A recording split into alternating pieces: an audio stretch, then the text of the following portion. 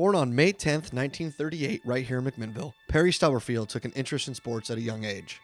He began competing on the football, basketball, and baseball fields at the elementary level, standing out in each sport. Going into his first season of varsity football, head coach Don Mabey moved Perry from the position that he had always played, tight end, to quarterback. Perry's versatility became obvious as he quickly made the transition and became the Bears' starting quarterback as a sophomore. The Grizzlies had a good season, winning 5, losing 2, and tying 1. They beat the eventual league champion Oregon City in a 20-0 blowout and scored a total of 153 points that season while only giving up 50. Perry got a little bit of playing time on the varsity basketball team, but was the starting forward on the junior varsity team, which took first place in league standings.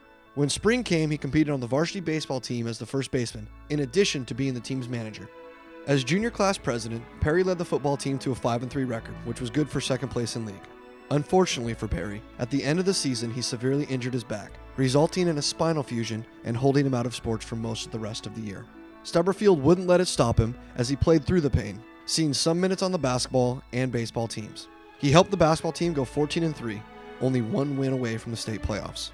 After a summer of healing, Perry came into his senior year rejuvenated and healthy. He led the football team to a perfect 7-0 league record, winning the league title for the first time in 10 years. The Bears came up short against Gresham by 1 point in the state playoffs in a game played in almost 4 inches of snow. For his great season as the league's Offensive Player of the Year, Stubberfield was awarded with All-League First Team and All-State Honorable Mention selections. That winter, he was the starting forward on the basketball team, helping the Grizzlies win their final 7 games of the regular season to achieve an 11-3 league record. This was good for a second-place finish and a berth into the state tournament for the first time in 4 years.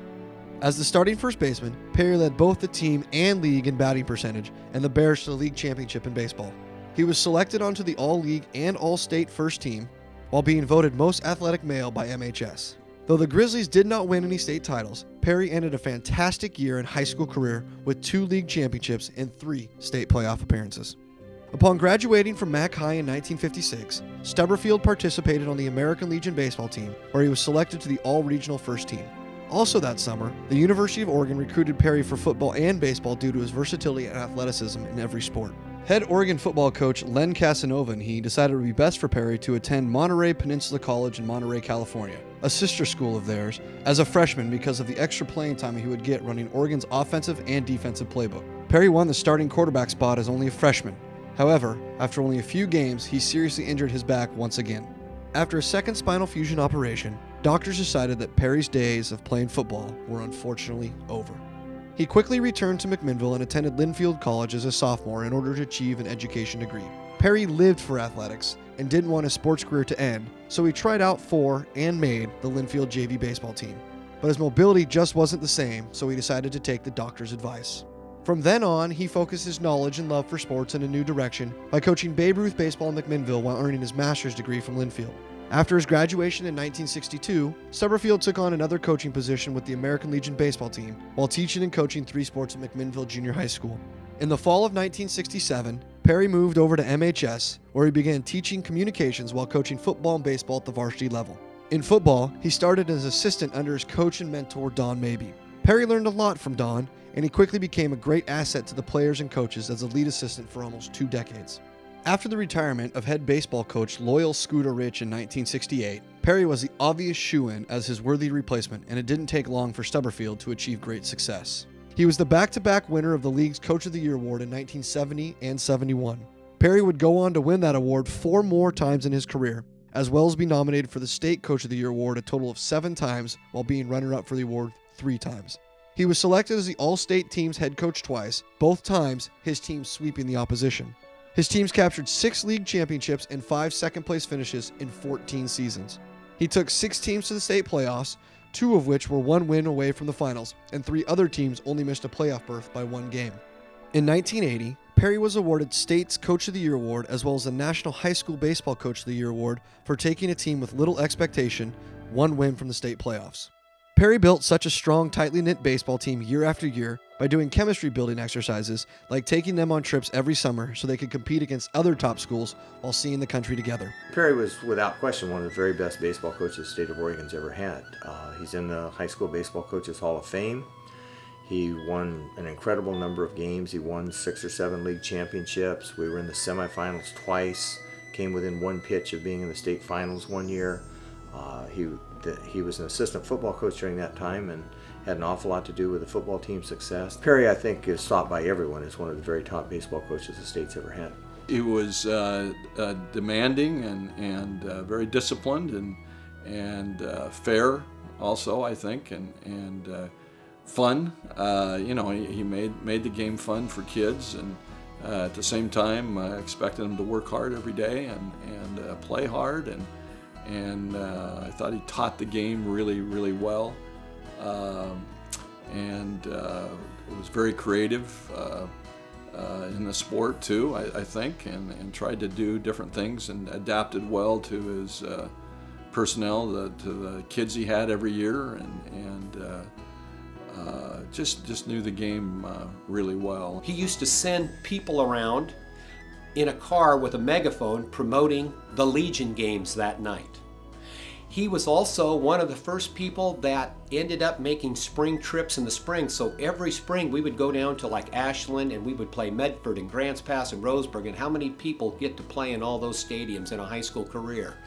And then in the summer we would have Legion trips, and we would go to Pendleton and Lewiston, Idaho, and Yakima and Missoula, Montana. And when we went on these trips, we played the best teams. I could go down countless names that went on to Division I full rides in baseball. In 1982, after compiling a record of 268 wins to only 149 losses, it was Perry's final year of baseball, but it was his first as the head football coach. Once again, Perry had big shoes to fill with the retirement of Don Mabee. He did well, keeping the Grizzlies competitive in a tough league and only missing the state playoffs by one game in 1983. He was detailed, so very detailed, that he didn't want us as players to miss anything. That if a situation came up, we were there to know what to do with it. And I remember that tremendous. And then when I coached with him in football, the same thing. I mean, the offense he ran was a lot different than the offense that was ran before him, and he took over for Don Mabee, the legend, and it was just more open, more diversified, just a lot of different things going on, and I think he was just in that aspect, very, very creative. So he had a sense for detail, but he also had a sense for creativity, and I think both those lead to making some fun. And if you're detailed, you're going to be successful. That's always kind of fun. And if you're going to be kind of creative, players like that, and coaches kind of like that creativeness and difference in there that takes place. And so I think both those things were, very important. The detail that he had and the creativeness that he had in football, and then definitely detailed work in baseball. Later that year, Perry's leadership was instrumental in the decision for Hollywood filmmakers to film the popular TV movie Quarterback Princess at McMinnville High School. The film starred future Academy Award winners Helen Hunt and Tim Robbins, but there were plenty of roles for the players, teachers, and yes, even Perry. It's remembered by many as a fun, unique, and extremely enjoyable experience that has never been duplicated since. In 1986, Perry ended his coaching career at MHS and began another as the pitching coach for Linfield Baseball, while also broadcasting Linfield's football games for TCI Cablevision. He would spend 5 seasons with Linfield as a coach and scout, which allowed him to coach future World Series MVP Scott Brocious as the team won 2 district championships. As new athletic director of MHS in 1989, Perry focused his love for sports in yet another way on an administrative level. He quickly flourished in his new role, literally doubling student participation in athletics across the board. The tennis teams went from 30 total boys and girls to 50.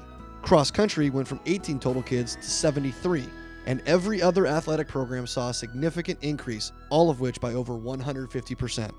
In 1994, he was recognized for his incredible work when he was given the league's Athletic Director of the Year award and was later runner-up at the state level. I think it's pretty neat. Perry got to do what I think lots of us think about when you first go into teaching. He spent his entire teaching and coaching career in the McMinnville School District. Perry's given an awful lot of his life to McMinnville, the city of McMinnville, and in particular McMinnville School District. I think Perry's strength as a coach is also his strength as a person, a teacher, and a community member. He's a person that people like to be around. He's fun to be around. He makes whatever he's doing enjoyable. He's somebody that's loyal to the people who have been with him. The people who are Perry's friends now were Perry's friends 30 years ago. And he's just been a person that's been real good for the community of McMinnville, and the kind of person that every community would feel very, very fortunate to have in their community. Later that summer, after 33 years of teaching, coaching, administrating, being the activities director, and acting as the president, vice president, or chairperson on countless committees for McMinnville School District, Perry Stubberfield finally retired.